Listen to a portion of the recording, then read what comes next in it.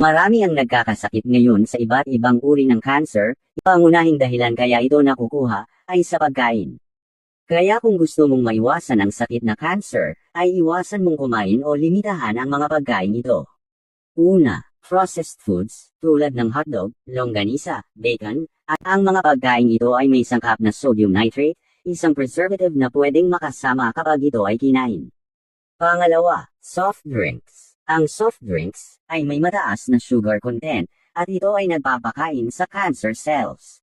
Pangatlo, fried foods, tulad ng french fries at iba pang pagkain na matagal na nakalublob sa mantika o deep fried foods, ito ay may acrylamide na nagagawa sa pagkain ito.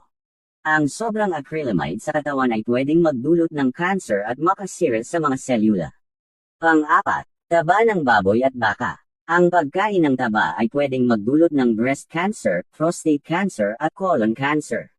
Pang-lima, inihaw na karne, lalo na pag sunog. Ang inihaw ay may toxin na nagdudulot ng cancer sa bituka at tiyan.